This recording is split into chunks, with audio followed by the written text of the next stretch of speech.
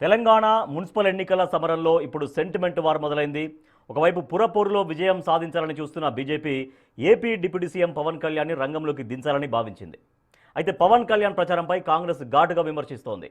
అసలు తెలంగాణ బీజేపీ నేతలకు తమ సొంత బలంపై నమ్మకం లేదా? పవన్ కళ్యాణ్ వస్తేనే ఓటు రాలుతాయా? పవన్ ప్రచారం చేస్తే బీజేపీకి పట్టం కడతారా, లేక ఏపీ నేతల జోక్యం అంటూ తెలంగాణ సెంటిమెంట్ మళ్ళీ బగ్గుమంటుందా? ఇవన్నీ కూడా అనేక క్వశ్చన్స్ రైజ్ అయ్యాయి. సో ఫైనల్గా మాత్రం మళ్ళీ పవన్ కళ్యాణ్ ప్రచారానికి రావట్లేరు అనేది కంక్లూజన్ వచ్చేసింది. రైట్, నాగేశ్వర్ గారు, సో ఇప్పటికే పవన్ కళ్యాణ్ ప్రచారం కోసం డైరెక్ట్గా స్వయంగా కేంద్ర మంత్రి కిషన్ రెడ్డి వెళ్ళారు, బీజేపీ చీఫ్ రామచంద్ర ఇద్దరే కలిసి వెళ్ళారు. కానీ మళ్ళీ ఎందుకు బీజేపీ వెనుకంజ వేసినట్టుగా కనపడుతోంది పవన్ కళ్యాణ్ ప్రచారం ఆ విషయంలో? BJP is known for self goals. ఒక పార్టీ సహకారము మరో నాయకుని ప్రచారం కోరడం వల్ల ఆ పార్టీ వీక్ ఉంది అనుకుంటే పొరపాటు. అలా అయితే 2004లో రాజశేఖర్ నాయకత్వంలో కాంగ్రెస్ గెలిచినప్పుడు కమ్యూనిస్టులతోని బీఆర్ఎస్తో పొత్తు పెట్టుకున్నారు. అప్పుడు వీక్ ఉండే పొత్తు పెట్టుకున్నారా? తమ చేత కాదనే పొత్తు పెట్టుకున్నారా? దేశంలో చాలా చోట్ల కాంగ్రెస్ కూటమిగా లేదా, మిత్రపక్షాలు లేదా, ఇండియా కూటమి లేదా, అంటే రాహుల్ గాంధీ చేత కాదని చెప్పి ఇండియా కూటమి ఏర్పాటు చేసుకున్నారా? సో ఆ రకమైన విమర్శ బీజేపీపై చేయడం కరెక్ట్ కాదు. బలం ఉన్నా కూడా మిత్రుల్ని కూడగట్టుకుంటారు. పవన్ కళ్యాణ్ ఏమీ అపరిచితుడు కాదు బీజేపీకి. ఇది పార్ట్ ఆఫ్ ఎన్డీఏ లీడర్ అయినా. సో పక్క రాష్ట్రంలో పవన్ కళ్యాణ్తో పొత్తుంది. ఏముంది, తప్పేముంది పవన్ కళ్యాణ్ బీజేపీ ప్రచారానికి వస్తే? అందువల్ల పొలిటికల్ క్వశ్చన్ చేసే అవకాశం కాంగ్రెస్కు లేదు. అది కరెక్ట్ కాదు. కానీ కరెక్ట్ ఏంటి అంటే, మన పవన్ కళ్యాణ్ ప్రచారం వస్తే బీజేపీ పరిస్థితి ఏంటి? సహజంగా మీకు ఢిల్లీలో ఉన్న నాయకులకు స్థానిక రాజకీయాలు అర్థం కావు.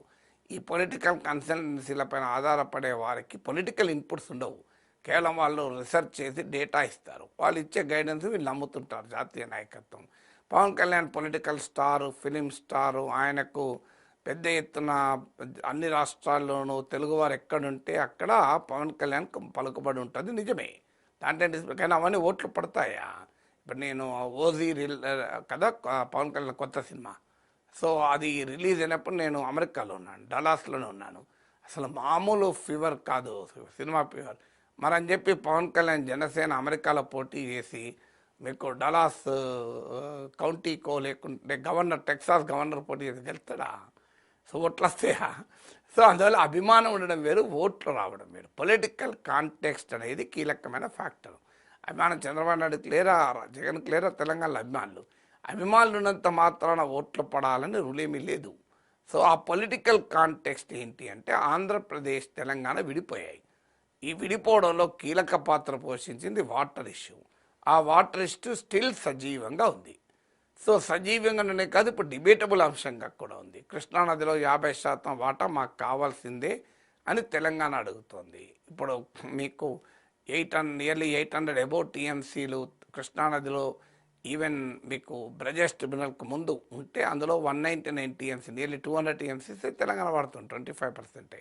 50% మా వాటా ఉండాలి, ఎందుకంటే కృష్ణానది తెలంగాణని ఎక్కువ ప్రవహిస్తుంది అన్నది తెలంగాణ డిమాండ్గా ఉంది. మరి దీనికి ఆంధ్రప్రదేశ్ నాయకులు ఒప్పుకుంటారా? అందులో పవన్ కళ్యాణ్ ఆ రాష్ట్ర ఉప ముఖ్యమంత్రి.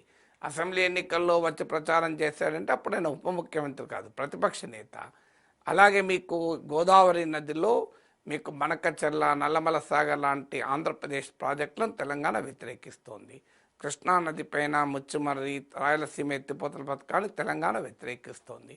తెలంగాణకు చెందిన పాలమూరు రంగారెడ్డి ఎత్తిపోతల పథకం పైన ఆంధ్రాకి అభ్యంతరాలు ఉన్నాయి. అసలు 7 మండలాలు, తెలంగాణకు చెందిన ఉమ్మడి ఖమ్మం జిల్లాకు చెందిన 7 మండలాల్ని సీలేరు విద్యుత్ ప్రాజెక్టుతో సహా తీసుకెళ్లడం పైన తెలంగాణ మొదటి నుంచి అభ్యంతరం ఉంది. ఇన్ని రకాల ఇష్యూస్ ఆంధ్ర తెలంగాణ మధ్యలో ఉండగా ఆంధ్రప్రదేశ్ ఉప ముఖ్యమంత్రి బీజేపీకి ప్రచారానికి వచ్చినప్పుడు ఈ క్వశ్చన్ అనివార్యంగా వస్తుంది. పవన్ కళ్యాణ్ స్టాండ్ ఏంటి అని. పవన్ కళ్యాణ్ తెలంగాణకు అనుకూలంగా మాట్లాడితే ఆంధ్రాలో తీవ్ర ప్రతిఘటన ఎదుర్కొంటాడు. సో ఒకవేళ అలా అని చెప్పి ఆంధ్రప్రదేశ్ ప్రయోజనాలకు అనుగుణంగా మాట్లాడితే తెలంగాణ బీజేపీకి అది డిజాస్టర్ అయిపోతుంది. సో అందువల్ల ఎటైనా అటు పవన్ కళ్యాణ్ నష్టపోతాడు, ఇటు బీజేపీ నష్టపోతుంది. సో అందువల్ల ఇది ఇంత చిన్న విషయం తెలియక బీజేపీ నాయకులు జాతీయ నాయకులు చెప్పారు, వాళ్ళు శాసించారు, వీళ్ళు పాటించారు. కిషన్ రెడ్డి, రామచంద్ర రెడ్డి కలిశారు. బహుశా ఇప్పుడు తత్వం బోధపడిందేమో నాకు తెలియదు. పవన్ కళ్యాణ్ రావడం లేదా వస్తున్నాడా అని. బట్ ఒకవేళ రాకపోతే బహుశా తత్వం బోధపడి ఉండాలి ఏమవుతుందని. ఇంకోటి ఏంటంటే బీజేపీకి ఆల్రెడీ 2024 అనుభవం ఉంది, జిహెచ్ఎంసీ అనుభవం ఉంది. జిహెచ్ఎంసీలు అంటే కనీసం పొత్తు లేదు. 2024లో 7 అసెంబ్లీ సీట్స్ జనసేనకి ఇస్తే ఒక్క సీటు గెలవలేదు. పైగా మీరు అసెంబ్లీ ఎన్నికల్లో సగటున జనసేనకు వచ్చిన ఓటింగ్ చూడండి, బీజేపీకి వచ్చిన ఓటింగ్ చూడండి, చాలా తక్కువ జనసేనకు వచ్చిన ఓటింగ్. సో అందువల్ల అక్కడ అవకాశమే లేకున్నా పెద్ద ప్రయోజనం రాదని హిస్టరీ చెప్పినా కూడా బీజేపీకి అర్థం కాలే. సో అట్ ఈవెన్ 2014లో మీకు ఎన్డీఏలో టీడీపీ చేరినాక బీజేపీ టీడీపీ ఆంధ్రప్రదేశ్లో విడిపోకముందే తెలంగాణ విడిపోయారు. మరి ముందే ఎందుకు విడిపోయారు? ఆంధ్రప్రదేశ్లో చాలా 2018 తర్వాత దాకా పొత్తుండే. ఎందుకు విడిపోయారంటే కలవది తెలుగుదేశంతో ఉంటే నష్టపోతామని. ఆ రోజుల్లో బీజేపీకి 5 సీట్లు, టీడీపీకి 15 సీట్లు, 15 3 టైమ్స్ ఎక్కువ సీట్లు వచ్చాయి. అయినా కూడా టీడీపీతో ఉండడం నష్టమని బీజేపీ భావించి ముందే విడాకులు తీసుకుంది. ఇంత హిస్టరీ ఉండగా మళ్ళీ బీజేపీ వెళ్ళి పవన్ కళ్యాణ్ను కలుస్తాము అనుకుంటే అది పెద్ద నష్టం జరుగుతుంది. ఆల్రెడీ బీజేపీ సీన్లో లేదు. తెలంగాణ మున్సిపల్ ఎన్నికల్లో BJP will be distant third. మీరు చూసి రాసి పెట్టుకోండి. జూబ్లీహిల్స్ ఉప ఎన్నికల్లో BJP will be distant third అని ఆ రోజే చెప్పాను నేను. ఇవాళ కూడా మళ్ళీ చెప్తున్నాను, డిస్టెంట్ థర్డ్. జూబ్లీహిల్స్ ఉప ఎన్నికల్లో అసలు మీ డిపాజిటే రాలే కదా. ఫైట్ అల్లా కాంగ్రెస్ వర్సెస్ బీఆర్ఎస్ ఉంది, బీజేపీ ఎక్కడా లేదు. ఏదైనా అక్కడక్కడ ఐలాండ్స్ ఆఫ్ ఇన్ఫ్లుయెన్స్ ఉండొచ్చు, ప్రభావం ఉన్న దీవుల్లాగా కొన్ని మున్సిపాలిటీలో కొన్ని చోట్ల ఉండొచ్చు, లేదని నేను అంటలేను పూర్తిగా. కానీ it will be distant third, సుదూర 3వ స్థానంలో ఉంటుంది. సో బీజేపీ ఈజ్ ఇన్కాన్సిక్వెన్షియల్ ఇప్పుడు మున్సిపల్ ఎన్నికల్లో. అసలు తెలంగాణ పొలిటికల్ నరేటివ్లో బీజేపీ లేదు, కనుచూపు మేరలో కూడా. కానీ ఎందుకు మరి ఇప్పుడు పవన్ కళ్యాణ్ రావడం వల్ల నష్టమైతే ఏముండదు, లాభం ఉన్నా లేకపోయినా అనుకున్నారేమో తెలియదు.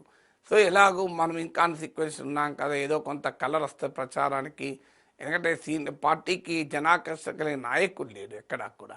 సో పవన్ కళ్యాణ్ వస్తే జనాకర్షణ వస్తుందని భావించి ఉంటే ఉండొచ్చు. ఎందుకంటే స్టార్ క్యాంపెయినర్స్కు బీజేపీకి లేరు. భారీ ఎత్తున జనాన్ని సమీకరించగలిగేటువంటి నాయకులు లేకుండా పోయారు బీజేపీకి.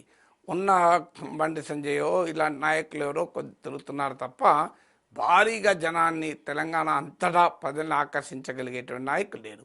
దీనికి తోడు అంతర్గత కుమ్ములాటలు. 2 లీడర్లు ఉంటే 3 గ్రూపులు ఉంటాయి.